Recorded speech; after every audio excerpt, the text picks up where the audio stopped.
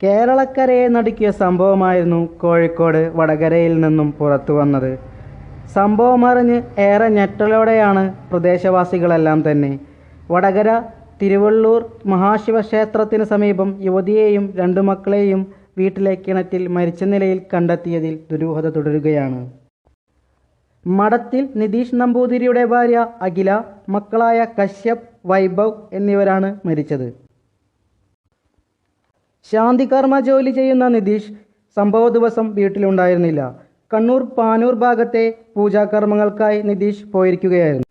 ഇന്ന് രാവിലെ തന്നെ വീട്ടിലെത്തണമെന്ന് പുലർച്ചെ 1 മണിക്ക് അഖില അയച്ച വാട്സപ്പ് മെസ്സേജ് നിതീഷ് കണ്ടത് രാവിലെയാണ്.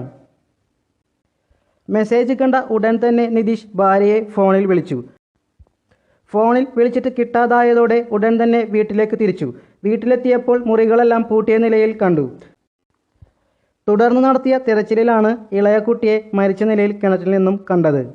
ഇത് കണ്ട് നിതീഷ് ഒച്ചവെച്ച് പരിസരവാസികളെ കൂട്ടി. തുടർന്ന് നാട്ടുകാർ ഇറങ്ങി ഇളയ കുട്ടി വൈഭവിനെ പുറത്തെടുത്ത് ആശുപത്രിയിലേക്ക് മാറ്റിയെങ്കിലും മരണം സംഭവിച്ചിരുന്നു. വടകരയിൽ നിന്ന് അഗ്നിരക്ഷാസേന എത്തിയാണ് അഖിലയെയും മൂത്ത മകൻ കശ്യപിനെയും പുറത്തെടുത്തത്.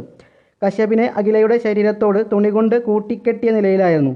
നിതീഷിൻ്റെ മാതാപിതാക്കൾ വീട്ടിലുണ്ടായിരുന്നെങ്കിലും ഇരുവരും അസുഖബാധിതരായതിനാൽ ഒന്നും അറിഞ്ഞിരുന്നില്ല. അതേസമയം സംഭവ സ്ഥലത്ത് നിന്ന് ഒരു ആത്മഹത്യാക്കുറിപ്പും കണ്ടെത്തിയിട്ടുണ്ട്. നിതീഷേട്ടാ, ഞാൻ പോകുന്നു, മക്കളെയും കൂടെ കൂട്ടുന്നു, ഇനി വയ്യ, ഇനി ഒരു ജന്മം ഉണ്ടെങ്കിൽ വീണ്ടും കാണാം, അച്ഛനെയും അമ്മയെയും നല്ലോണം നോക്കണം. ഇങ്ങനെയാണ് അഖിലയുടെ ആത്മഹത്യാക്കുറിപ്പിൽ പറയുന്നത്.